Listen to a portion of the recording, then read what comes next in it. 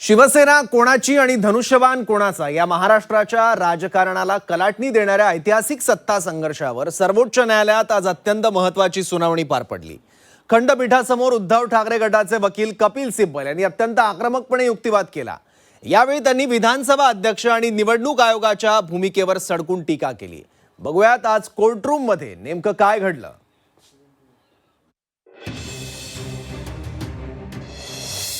शिवसेना पक्षचिन्ह कुणाचं यावर सुनावणी। कपिल सिब्बलांकडून कोर्टात युक्तिवाद।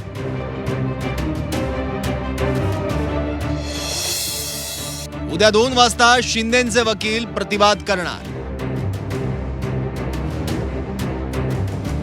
शिवसेना पक्ष आणि धनुष्यबाण चिन्ह कुणाचं यावर आज सुप्रीम कोर्टात महत्त्वाची सुनावणी पार पडली।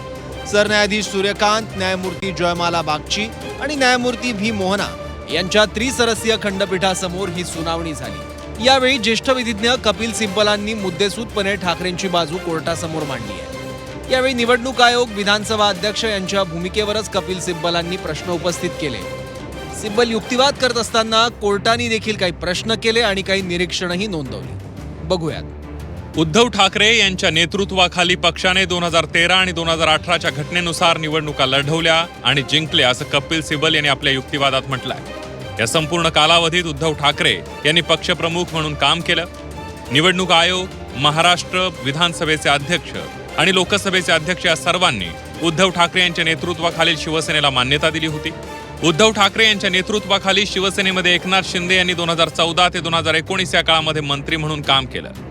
ते पक्षाच्या राष्ट्रीय कार्यकारिणीचे सदस्यही होते, ज्यांची नियुक्ती उद्धव ठाकरे यांनी 2013च्या पक्षघटनेनुसार केली होती आणि 2019 ते 2022 या काळात मुख्यमंत्री उद्धव ठाकरे यांच्या नेतृत्वाखाली त्यांनी पुन्हा एकदा मंत्री म्हणून काम केल्याचं कपिल सिब्बल यांनी आपल्या युक्तिवादात म्हटलंय।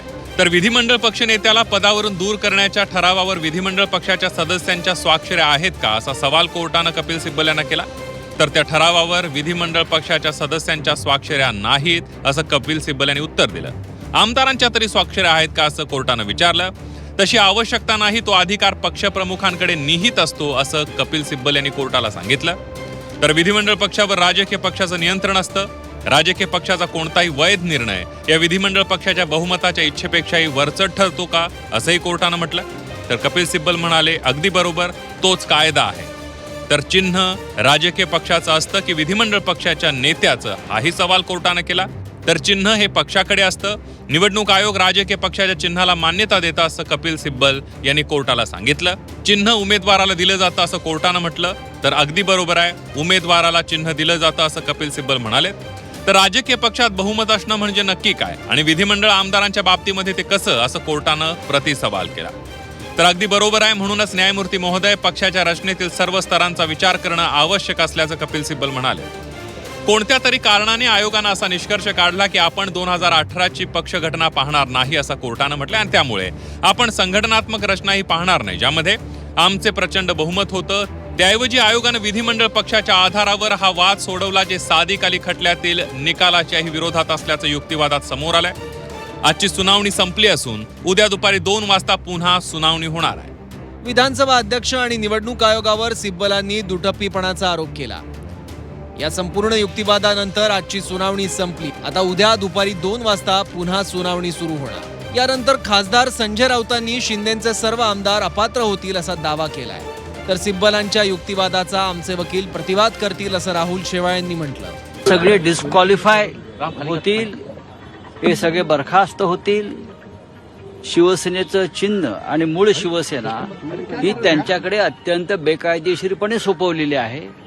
कोणताही नियम, कोणताही कायदा आणि कोणतंही संविधानातलं कोणत्याही सेक्शननुसार काम झालं नाही, हे आज कपिल सिब्बल यांनी मुख्य न्यायाधीशांच्या पीठापुढे मांडले। माननीय कपिल सिब्बलच हे युक्तिवाद करतील आणि त्याच्यानंतर त्यांच्या वतीने अजून एक त्यांचे लॉयर हे युक्तिवाद करतील आणि त्यांचे युक्तिवाद पूर्ण झाल्यानंतर आमच्या वतीने रोदगी आहेत, कौल आहेत आणि मेहता साहेब आहेत आणि 4 असे सगळे सिनियर लॉयर आहेत, हे सर्वजण आमच्या बाजूने युक्तिवाद करतील आणि त्याच्यानंतर या संदर्भातला निर्णय होईल। आणि त्यांनी जो आज युक्तिवाद केलाय त्या युक्तिवादाला प्रत्युत्तर आमच्या सगळ्या सिनियर लॉयरच्या माध्यमातून देण्यात येईल, कारण त्यांनी खऱ्या अर्थाने खोटी बाजू ही न्यायालयासमोर मांडलेली आहे. जे काही त्यांनी मुद्दे मांडलेले आहेत त्यात काही बेस नाही आहे. जी खरी बाजू आहे ती बाजू आमच्या सिनियर लॉयरच्या माध्यमातून माननीय न्यायालयासमोर मांडली जाईल. आता उद्या शिंदेच्या बाजूने युक्तिवादाला सुरुवात होण्याची शक्यता आहे. पण ही सुनावणी इतकी लांबण्यामागे आणि शिंदेंना मदत होण्यामागे न्याय व्यवस्थेतलेच काही भ्रष्ट एलिमेंट असल्याचा गंभीर आरोप ठाकरेंची कायदेशीर बाजू सांभाळणारे ॲडव्होकेट असीम सरोदींनी केलाय. तसंच उद्या निर्णय जर शिंदेंच्या विरोधात लागला तरी कोणीही अपात्र ठरणार नसल्याचंही सरोदे म्हणाले. नाही, न्याय व्यवस्थेतले पण आता मी तुम्हाला सांगतो, मी परत नाव न घेता तुम्हाला सांगतो, तुम्ही ते समजून घ्या. सगळ्यात पहिली स्टे ऑर्डर कोणी दिली काढा तुम्ही माहिती. कशाच्या आधारे दिली स्टे ऑर्डर? ती जर तेव्हा स्टे ऑर्डर दिली नसती तर हा सगळा प्रकार झाला नसता. ती कोणी दिलेली आहे ते काढा, त्यांचं नाव काय, कशा पद्धतीने आतापर्यंत आपल्या समोर आलेलं आहे त्याचा विचार करा आणि मग तुम्ही हे समजून घ्या की न्याय व्यवस्थेमध्ये काही भ्रष्ट एलिमेंट आहेत. हे अनेकांनी मान्य केलेलं आहे आणि ते आपल्याला कधीतरी मान्य करावं लागेल. आता हे बघा, आता जे निवडणुका झालेल्या आहेत त्याच्यानंतर त्या कोणत्याही सदस्यत्व कोणाचंही रद्द होणार नाही, कारण की ते त्यांना निवडणूक आयोगाने दिलेलं चिन्ह आहे, व्हॅलिड रित्या त्यांना ते दिलेलं आहे. त्यामुळे ते कायदेशीर आहे असं म्हणून ज्या निवडणुका झालेल्या आहेत त्याच्यामध्ये त्यांना कोणताही धोका नाही, त्यांना ते लागू होत नाही. या सगळ्या सुनावणी दरम्यान न्यायमूर्ती बागची यांनी निवडणूक आयोगाच्या भूमिकेवर प्रश्नचिन्ह उपस्थित केलंय. त्यांनी म्हटलंय, निवडणूक आयोगाने बहुधा चुकीचा प्रश्न म्हणजे निकष लावलाय. त्यांनी विधिमंडळातील बहुमताचा विचार केला, पण खऱ्या अर्थानं त्यांनी राजकीय पक्षातील बहुमताचा विचार करायला हवा होता. आता आजच्या सुनावणीत विधिमंडळ पक्ष विरुद्ध मूळ राजकीय पक्ष यावरून जोरदार युक्तिवाद झाला.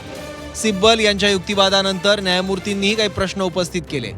त्यामुळे आता विधानसभा अध्यक्ष आणि निवडणूक आयोग यांच्या भूमिकेबाबतच ठाकरेंच्या वकिलांनी सवाल केलाय. त्यामुळे तेव्हा त्यांनी घेतलेल्या निर्णयांचा आता शिंदेंचे वकील कसा प्रतिवाद करतात हे उद्या कळेलच. ब्युरो रिपोर्ट, झी 24 तास.